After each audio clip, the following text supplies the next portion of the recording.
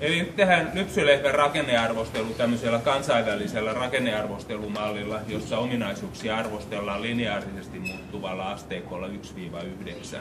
Sillä tavalla, että 1 ja 9 edustaa aina ominaisuuden ääripäätä, ja niitä on vähiten, ja sitten 5 edustaa keskiarvoa, ja se on sitten tietysti Gaussin-käyrän mukaisen muutelun mukaan yleisin havainto rodussa ja populaatiossa. Ja jalostuskonsulentti tässä arvostelutilanteessa tallentaa nämä arvioinnit asteikolla 1-9 kämmenmikrolle, sen jälkeen ne lähetetään maatalouden laskentakeskukseen, jossa lehmälle sitten lasketaan rakennearvostelupisteet, joita Suomessa kutsutaan ranepisteiksi, ja ne on fenotyyppisiä pisteitä, eli ne kertoo siitä, että miltä lehmä näyttää tässä ja nyt.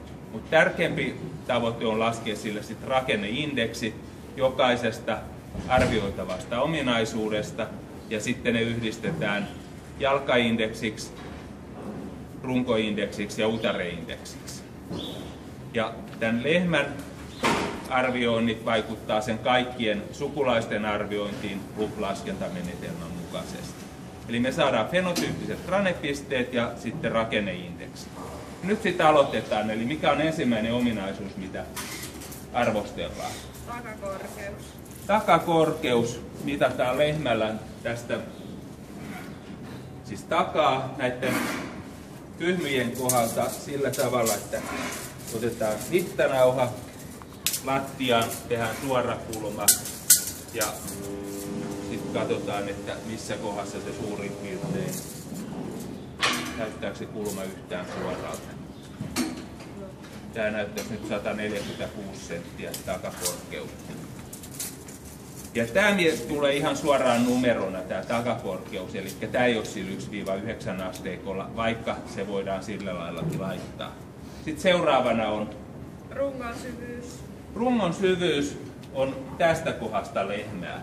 Eli siinä arvioidaan tämän rungon syvyyttä sillä tavalla, että verrataan rungon syvyyttä ja sitten etäisyyttä lattiaan. Ja jos tämä on 50-50, niin silloin se saa 5/4.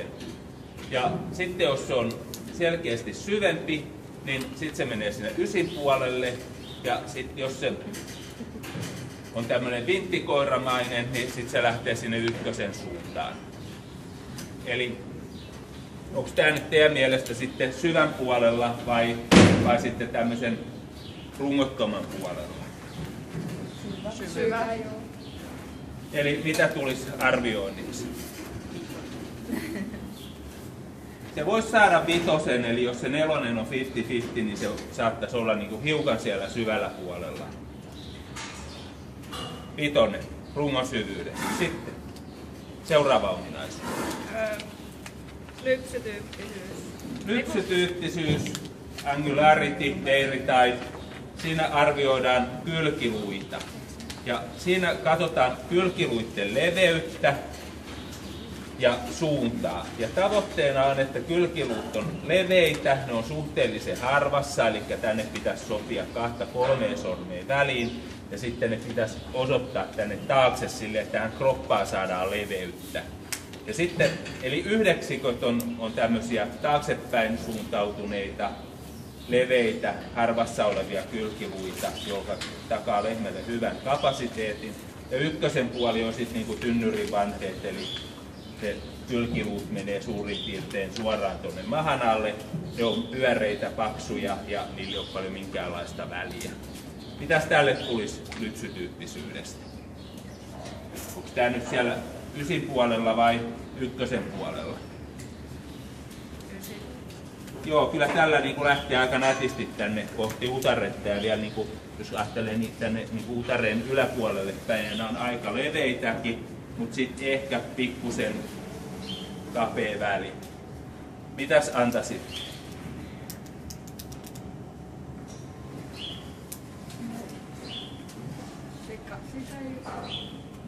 Ei se ehkä ihan niin ylös mene, mutta saattaisi olla 7-8 luokkaa. Sitten. Ja siinä on optimi. Anteeksi. Mikä on optimi? Optimi. Optimi on 9. Selvä. Joo. Sitten rinnan leveys. Rinnan leveyttä katsotaan täältä takaa. Eli se on etujalkojen leveys. Eli seisooko lehmä niinku hyvin lähellä vai onko se niinku tälleen kauhean kaukana. Tässä auttaa, kun vähän vertailee lehmiä keskenään. Ja sitten myöskin niin vähän voi katsoa täältä näitä olkapäitä ja sitten tästä helluvaisen kohdalta tätä rintaa. Mutta niin kuin tämä suunta on useimmiten se, mistä sitä lehmää pääsee sitten katsomaan. Miltä tämä nyt vaikuttaisi? Onko tämä siellä kapeen puolella, ykkösen puolella vai leveän puolella? Leveä. Selkeästi leveän puolella. Kuinka paljon?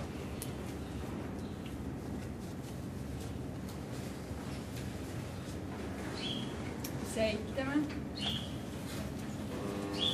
Onko muut samaa mieltä?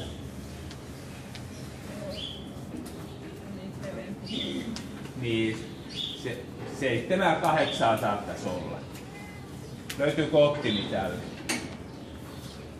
Se on sitä. Chest wide. Joo, 5. Joo. Eli semmoinen keskimääräinen, että ei haluta kapeita, mutta ei missään nimessä sitten semmoisia kauhean irtolapasia. Sitten Selkälinja. selkälinjaa katsotaan täältä säästä tähän, mistä lantio alkaa.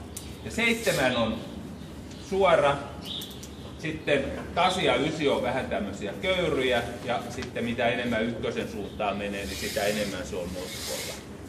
Eli tämä väli tässä on sitä selkälinjaa, ja tämä on sitten jo lantio, joka arvioidaan erikseen. Tarjouksi. Aika kutonen, paitsi että kun se seisoo tuossa korvalla. Niin, pikkasen hämää toi. 7 olisi suora. Se varmaan on 6, eli siinä on pikkasen niin kuin painumaa, mutta se on lähellä sitä optimi 7. Sitten Lantion leveys. lantion leveys katsotaan täältä istuinkyhmyjen keskeltä keskelle, ja jalostuskonsulentit on mitannut tämän oman sormiensa väliin ja ne suhteuttaa siihen. Mutta sitä voi myöskin mitata ihan tälleen. Tämä olisi nyt jotain 19-20 senttiä. Miltä se näyttää sen asteikon mukaan, mikä siellä on? Meneekö se? Optimi. Ei vaan siinä monisteen.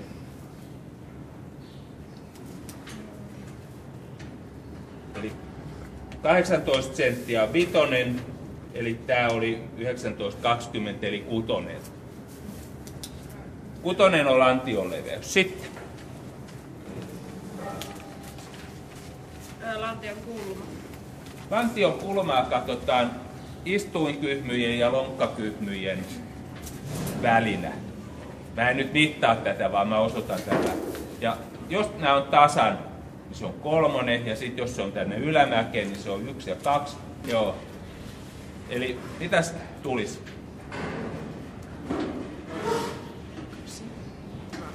Joo, tai 7 tai 7. Niin. Siis 3 oli tasan. No sitten. Ja sitten kun se lähtee laskemaan siitä, niin... No vittu, se on vittu. Joo, eli nyt se lähti menemään oikeaan suuntaan. Se on siinä 5-6 nurkilla. Eli se on 5 tässä optimi, eli halutaan, että se on hiukan laskeva. Eli tässä haetaan poikimisen helppoutta tässä lantion rakenteessa. Tässä laskevuudessa ja leveydessä.